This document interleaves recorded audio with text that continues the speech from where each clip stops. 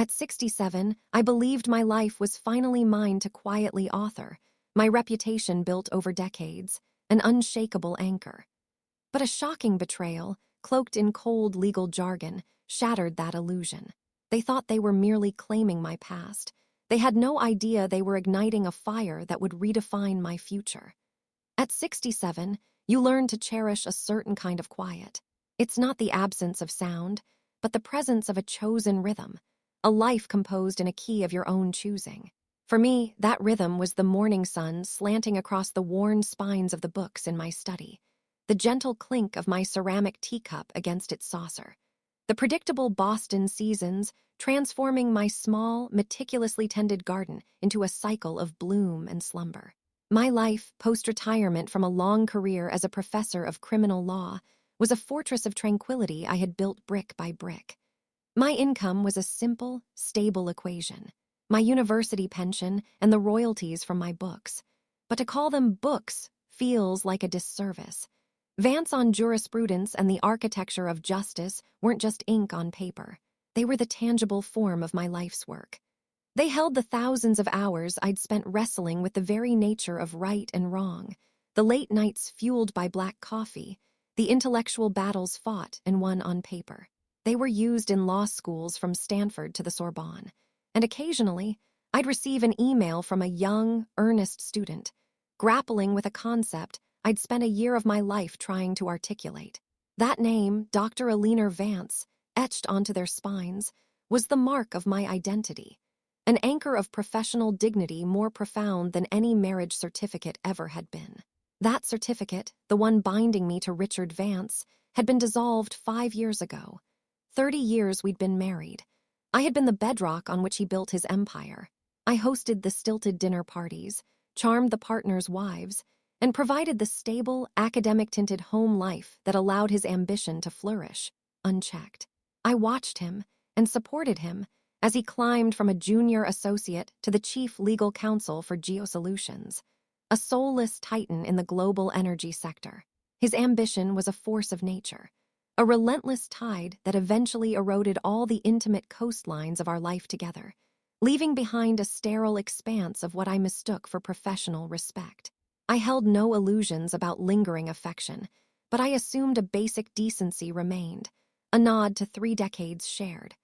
I was convinced that my world of principles and his world of profit were now separate sovereign nations. That was my grand, foolish miscalculation. The quiet of my Tuesday morning was shattered by a harsh, electronic shriek from the intercom. It was the mail carrier, his voice tinny and impersonal, announcing a certified letter. A formality so unusual, so out of place in my predictable world, that it sent a prickle of cold unease up my spine. I buzzed him in, my heart tapping a nervous, unfamiliar rhythm. At the door, I signed the digital screen with a steady hand, a lifetime of academic composure serving me well. But the envelope itself felt heavy, malevolent. It was thick, creamy cardstock, the kind reserved for declarations of great importance, embossed with the predatory logo of a law firm I knew all too well. The one Richard kept on a multi-million-dollar retainer. I carried it into my study, the sanctuary where my books had been born, and slid it open with a silver letter opener, a gift from my parents when I published my first paper. Inside, nestled in the precise, soulless folds of legalese, was a serpent, a formal legal notice. Its language was impeccably polite and utterly savage. It stated, with chilling clarity, that Richard was laying claim to my life's work. The argument was a masterpiece of malicious logic. Because the foundational research and initial drafts of my most significant books were completed during our marriage, they constituted marital assets. Therefore, he, as a significant contributor to the marital estate, whose high-income career had, in the letter's nauseating phrasing, created the financial ecosystem that enabled my non-remunerative intellectual pursuits, was legally entitled to a share. Not a token amount, not a gesture, 70%. A figure designed not for gain, but for punishment. 70% of all royalties from the past 5 years, and a lien on 70% of all future earnings in perpetuity. I read the letter 3 times. The first time in sheer disbelief. The second with a rising tide of nausea. The third, with a cold, clear fury that burned away all the fog of shock. This wasn't about money. I lived comfortably. My needs were modest. This was about erasure. It was an exquisitely crafted insult, designed by a legal sadist to inflict the deepest possible wound. It reframed my intellectual labor, my soul's work, as a quaint hobby he had magnanimously funded. It sought to reduce my identity, my very essence as a scholar, to a line item on his balance sheet. The last, fragile thread of respect I thought existed between us didn't just fray. It vaporized, consumed by the heat of his breathtaking, boundless contempt. For a full day, I allowed the grief to wash over me. It was a sharp, bitter morning for a past I now understood I had completely misinterpreted. But by the second morning, as the sun's first rays hit my desk, something else clicked into place. The shock receded, and the professor emerged. The part of my brain that I had spent a lifetime honing. The part that deconstructs arguments, identifies fallacies, and follows the logic to its inevitable conclusion. Booted up like an old, reliable computer. Richard was a shark. He never made a move that wasn't calculated for maximum advantage. This wasn't just a greedy, vindictive cash grab. That was the emotional bait. The real reason, the strategic imperative, was hidden. And he was using a legal argument so outrageously weak, so fundamentally insulting, that he knew it would provoke an emotional, rather than a strategic, response from me. He wanted me angry and distracted. Why? I turned to my own tools. I logged into the university's vast digital library, my fingers flying across the keyboard, my mind sifting through databases I hadn't touched in years. I didn't search for divorce law. I searched for Richard. I searched for geosolutions. And there, buried in the footnotes of a glossy corporate responsibility report from 2 years ago, I found it. A list of their Global Ethics and Compliance Oversight Committee. And on that list, nestled between a retired ambassador and a climate scientist, was my name. Dr. Eleanor Vance, Harvard University, Ret. Honorary Advisor. My blood ran cold. They had been using me. For years, my name, my reputation for integrity, painstakingly built over 4 decades, had been a shield for their predatory operations. I kept digging, my search terms growing more specific. I found press releases for new drilling projects in the Amazon basin and mining ventures in West Africa, all containing the same boilerplate language about their commitment to ethical oversight, implicitly guaranteed by their esteemed advisory board. They were laundering their reputation through mine. The pieces slammed together with brutal force. The lawsuit wasn't just to punish me, it was to control me. If they owned 70 of my income, they effectively owned my voice. They were preemptively silencing a potential whistleblower. My fury solidified into a diamond-hard resolve. This was no longer a personal dispute. This was a crime scene, and I knew exactly who to call. Marcus Cole was an independent investigative journalist, a bulldog who had been nipping at GeoSolutions' heels for years, publishing meticulously researched articles that hinted at deep-seated corruption, but always lacked the smoking gun. He was brilliant, relentless, and perpetually underfunded. When I called him and said, "Mr. Cole, this is Eleanor Vance. I believe I have the key to the door you've been trying to kick down," there was a stunned silence on the other end of the line. It was the silence of a hunter who has just seen his prey walk directly into his sights. Our first meeting was in a discreet, shadowy corner of a dusty, book-lined cafe near the university, a place that smelled of old paper, roasted coffee, and forgotten arguments. Marcus Cole was younger than I'd expected, a man in his late 30s with a restless energy that seemed barely contained by his worn tweed jacket. His eyes, however, were ancient. They were the eyes of a man who had seen the worst of human nature and was still willing to look closer.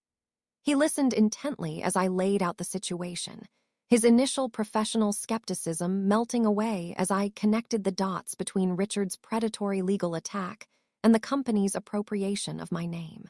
When I finished, he leaned forward, a grim, almost feral smile touching his lips. "Dr. Vance," he said, his voice a low hum of excitement, "they've made a classic, arrogant mistake. They profiled you as a grieving academic. They never imagined you'd fight back like a prosecutor. That was the moment our alliance was forged. Richard's letter had magnanimously suggested a resolution method, a binding arbitration at the International Center for Commercial Arbitration.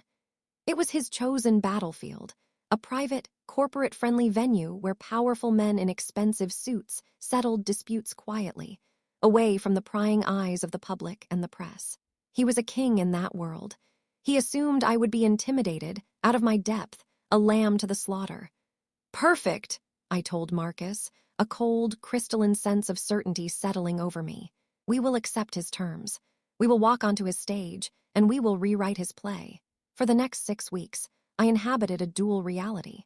To Richard's lawyers, I was the wounded, emotional ex-wife, reluctantly preparing a defense, a frail academic clinging to her life's work. I played the part, my emails to them full of carefully calibrated distress and confusion. But behind the scenes, my study became a war room. I was the legal architect, Marcus was the field agent. Drawing on my decades of studying the patterns of corporate malfeasance, I knew exactly what to look for. "Forget the headlines for now, Marcus," I instructed him one evening, pointing to a complex flowchart I had drawn on a large whiteboard. "Corruption isn't a single act, it's a system. We need to find the small gears that make the big machine turn. Look for the newly created shell corporations registered in Delaware or Panama. Cross-reference their board members with lists of local political aides in the regions they're operating. Find the consulting fees that are too round, too regular, paid for reports that don't exist." I gave him a crash course in criminal law theory, teaching him how to think like a prosecutor building a case for a jury. I showed him the principles of forensic accounting, how illegal payments were laundered into the system as legitimate operational expenses, inflated invoices for geological surveys, phantom, community outreach programs that were nothing more than slush funds. Marcus, armed with this new, targeted understanding, was a force unleashed. He reactivated his network of sources with newfound precision. A disgruntled former accountant in GeoSolutions' regional office, terrified of being a scapegoat, began feeding him documents. A local activist in Ecuador, who had been tracking suspicious land purchases, provided him with names and dates. My legal framework gave his raw data a narrative, a deadly structure. Slowly, piece by painstaking piece, we weren't just finding evidence of corruption. We were building an airtight case that led directly to the top. We were weaving a net of incriminating emails, clandestine bank transfers, and falsified environmental reports. And at the very center of that net, giving the orders, was Richard Vance. He thought he was preparing for a simple financial dispute. We were preparing for a public execution. The arbitration chamber was exactly as I'd pictured it. A sterile, wood-paneled room designed to project an aura of immense, unassailable power. The air was thick with the scent of expensive cologne and quiet confidence. Richard sat at the opposing table, flanked by a team of 3 lawyers who looked like they'd been grown in a lab for this exact purpose. He gave me a brief, condescending nod, the kind one gives a slightly dotty aunt. He saw a 67-year-old woman in a conservative suit, alone at her table. He saw a victim. He had no idea he was looking at his executioner. His lawyer opened, his voice a smooth, patronizing drone. He painted a picture of Richard as the benevolent, high-earning husband whose financial success had created a platform for my academic hobbies. It was insulting, but I remained perfectly still, my hands folded calmly on the table before me. Then it was my turn to be called as a witness. I walked to the stand, feeling the weight of the room's attention. I began softly, my voice measured and academic. "Yes," I said, looking directly at the 3 arbitrators. "I agree that my ex-husband's work with GeoSolutions was all-consuming. His dedication was absolute." I saw a flicker of triumph in Richard's eyes. I let the pause hang in the air for a moment.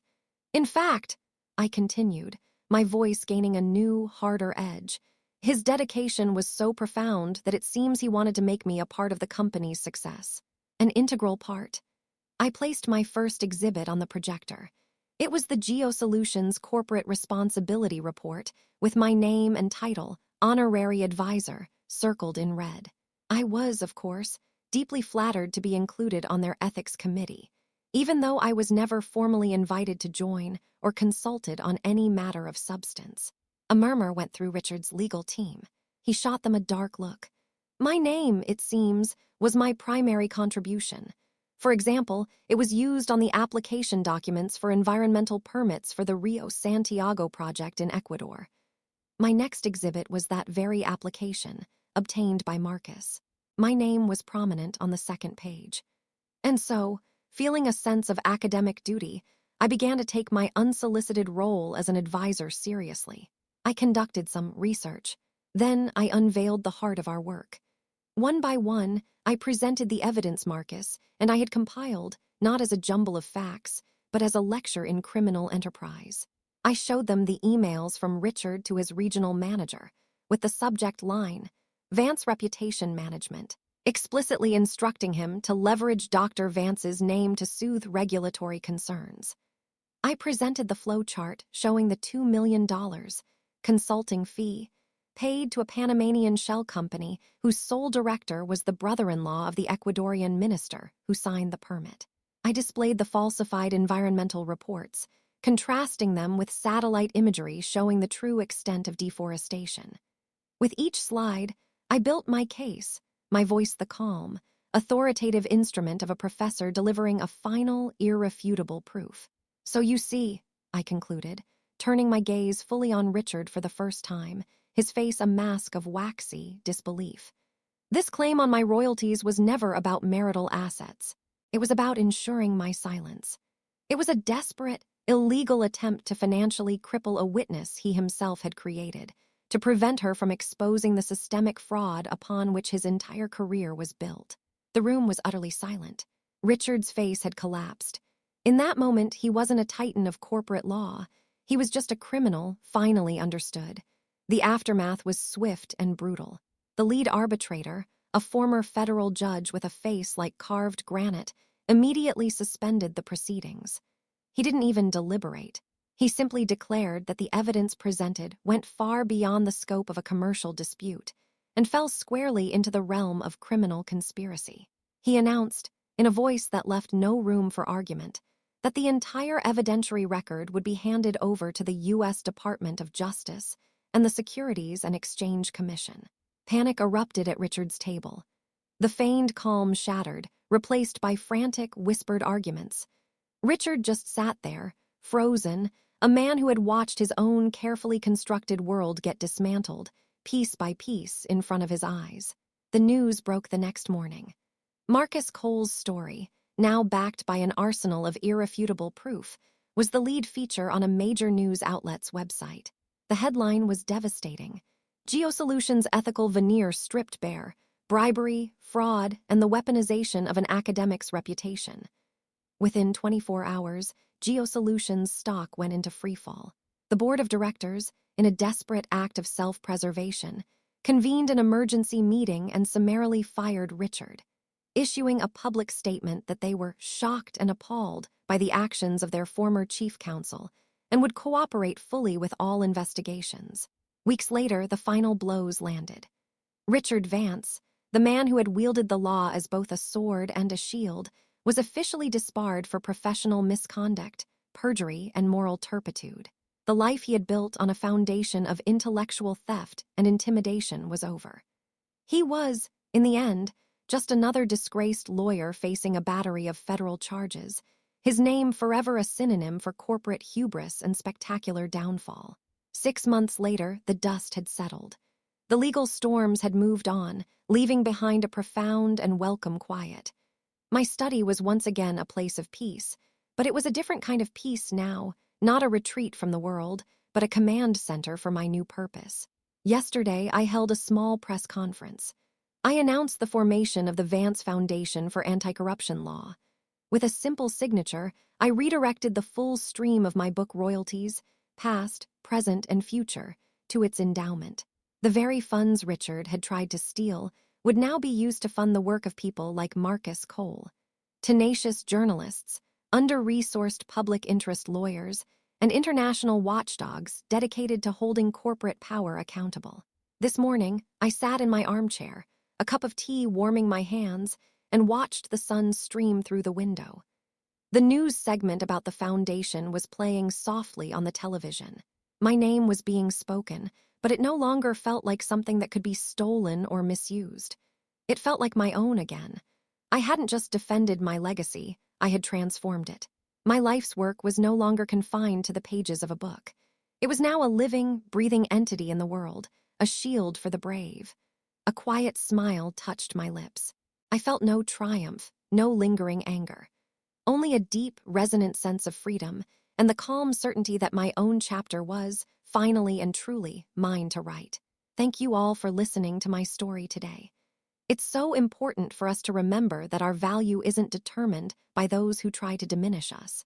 If you've ever felt unseen or unheard, please know you're not alone, and I encourage you to share your own stories in the comments. Your voice matters.